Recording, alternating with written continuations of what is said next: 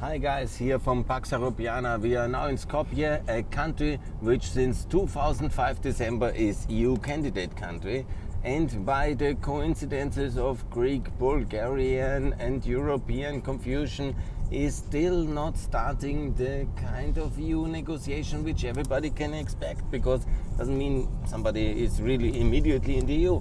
You negotiate, you make chapters, it can take a long time, maybe 15 years, but you negotiate and you discuss all the details. But for some kind of wisdom the EU had, they were not even ready to do the negotiation process. While, of course, Macedonia is prepared perfectly and is now the most advanced country in terms of technical implementation of all the relevant reforms. And Macedonia has gone through the rule of law reform, through a lot of processes in a very, very difficult political process. Let's not forget, there was basically a color revolution here in this country against Gruevski. There was a full kind of public upheaval. There was the storming of the parliament here in Macedonia, and there was the EU brokered so-called Brezhnev dialogue and agreement, which has resulted in a government change, in a constitutional change, in a name change, and in a peace treaty with Greece and with a friendship treaty with Bulgaria. So it's exactly what the process has been. And such a difficult process it was, and such a journey from 2005 to now 22, and we are now ahead of the EU summit on the 23rd of June, and we can ask ourselves, will we continue another 17 years then of negotiations and of whatever kind of charade? Or will we just bring this country into the European Union because it's now a NATO ally? This country is a proud NATO ally. It's number 30 in the list of the countries under American nuclear protection and part of the free world. This is very good. And here a lot of construction on all sides, that's really amazing. But do we really then reject NATO allies in the EU? Is this the new way to do it? Here they're extending the road and we are just going straight ahead, and we are passing the American embassy, because I always call for American support, because Europe is too divided. The only way we can unite Europe is with American leadership and American firepower, because we Europeans are not able to do it. And I remember very much, we made peace here. There was this big peace agreement with the Prespa dialogue, which led to this enormous breakthrough of the peace with Greece. And before the Brezhnev dialogue and all these major efforts and financial efforts of the European Union. And then in 2019, Mr. Macron said no to EU negotiations. Probably the reason why he is the most unpopular man in the Balkans, because it was utterly unbelievable in the middle of the NATO accession process and after the name change, which was so controversial. It was very controversial. There was a lot of investment into getting this done, and there was a lot of Russian countermeasures against the name change, against the constitutional change, intervening in Greece and Macedonian and Bulgarian politics. And then the French president said no and blocked the whole enlargement process in 2019 in October. And that was, for all extent of purposes, a Russian kind of useful idiot stunt of him. And this is something we can never forget. It can be never forgiven. This was so bad a thing of a European statement to veto that decision at that moment, that this is unforgivable. Obviously, I had to support him as well because the alternative of Le Pen is even more pro-Russian. But you can see the French policy here to block the Kosovo visa liberalization, to block Macedonia, Albania and EU negotiation is utterly destructive and leading to disaster.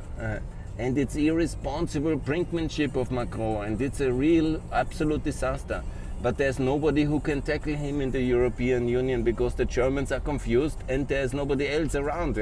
So here is the American embassy, and I always repeat, I call to the Americans, you have to tackle Macron. You have to arm wrestle him into accepting new countries in the EU and NATO, because there is no other way. And if you don't do it, it will never work. So the only way to get new countries into the European Union is with American addressing the French resistance to enlarge the European Union. There is no other way to do it. And then we will pass now in the old town. This is the American embassy. It's a fantastic thing. And we can just be so proud that the Americans are really, they are building these embassies at the hill.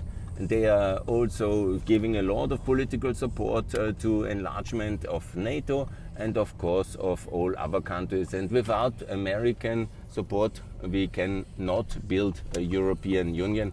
And that's very important to do that, yeah.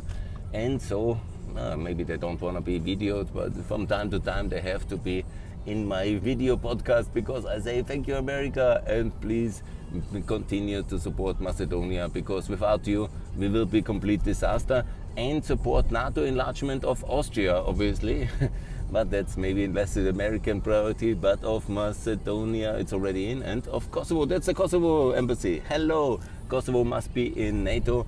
And please, that's very important, and also Bosnia to be in NATO. And once Serbia is completely isolated as the only country not in NATO, not in the EU, not in the Euro, and somewhere lost alone in the Balkans, Mr. Vucic will understand that being completely isolated and suspended and being without money is the only way for turning them, because they will never turn to the West for love or for conviction or for values. Yeah, they will only, as they have no other way but complete isolation, that will be the moment where they will join the West. And now we are very close to Bushi Resort, which is such a beautiful hotel, because that's where we go.